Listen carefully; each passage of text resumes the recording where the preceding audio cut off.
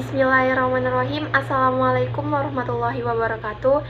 Saya Anggun Widiawati dari D3 Kebidanan Stikes Madani Yogyakarta akan melakukan evaluasi tentang tentang kesehatan KIE kebutuhan fisik pada ibu hamil.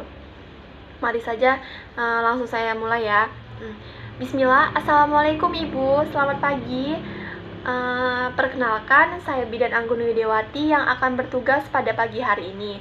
Silakan duduk terlebih dahulu ya Bu. Oh iya, baik. Oh iya Bu, maaf sebelumnya dengan Ibu siapa ya? Oh, dengan Ibu Dea. Baik Ibu Dea.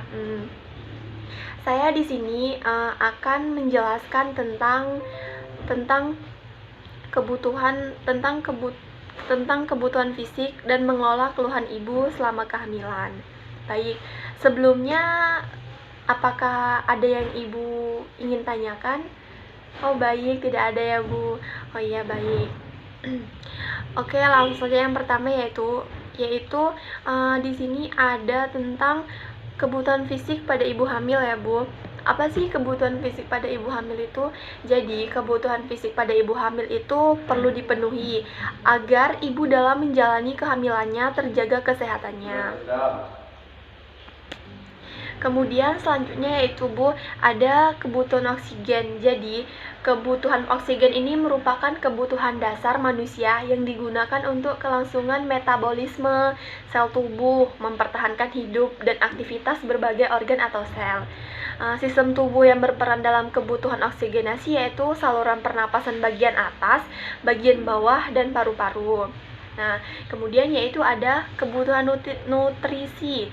Kebutuhan nutrisi yaitu ibu hamil membutuhkan nutrisi kalsium sebanyak 1000 sampai 1200 mg, folat sebanyak 600 sampai 800 mikrogram, dan zat besi sebanyak 27 mg dan zat besi sebanyak 27 mg.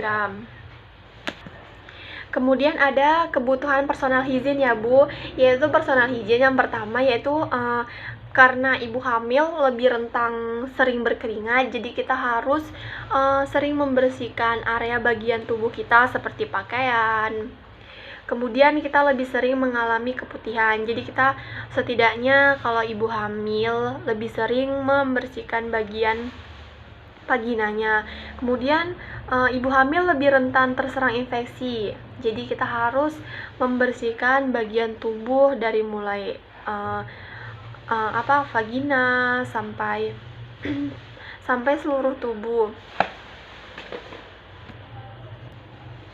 Kemudian yaitu ada kebutuhan pakaian ibu hamil. Sudah tidak asing ya Bu, karena pakaian ini memang sudah kewajiban manusia. Jadi pakaian itu merupakan sandang. Sebagai makhluk berbudaya, pakaian berfungsi sebagai pelindung dari panas, dingin. Kemudian yaitu ada kebutuhan eliminasi. Kebutuhan eliminasi ini merupakan kebutuhan dasar manusia yang esensial dan berperan penting untuk kelangsungan hidup manusia. Eliminasi dibutuhkan untuk mempertahankan dalam keseimbangan fisiologis melalui pembuangan sisa-sisa metabolisme. Kemudian di sini ada kebutuhan seksual. Nah, kebutuhan seksual itu kebutuhan dasar manusia berupa ekspresi perasaan dua orang individu secara pribadi saling menghargai, memperhatikan, dan menyayangi sehingga terjadi hubungan timbal balik antara kedua individu tersebut. Kemudian ada kebutuhan mobilisasi dan body mekanik. Nah, di sini kebutuhan mobilisasi itu yang dimaksud yaitu kemampuan seseorang untuk bergerak secara bebas, apalagi terutama untuk ibu hamil. Kemudian gerak bebas, mudah, dan teratur dengan tujuan dalam upaya memenuhi kebutuhan aktivitas sehari-hari. Kemudian body mekanik. Body mekanik itu merupakan penggunaan tubuh yang efisien, terkoordinir, dan aman untuk menghasilkan pergerakan dan mempertahankan keseimbangan selama aktivitas. Nah, ini Bu yang paling penting yaitu kebutuhan eksersis atau senam hamil. Nah, ini gunanya untuk bagi ibu hamil untuk mengurangi nyeri punggung, mencegah konstipasi, menurunkan risiko diabetes, preeklamsi, dan perlunya operasi sesar.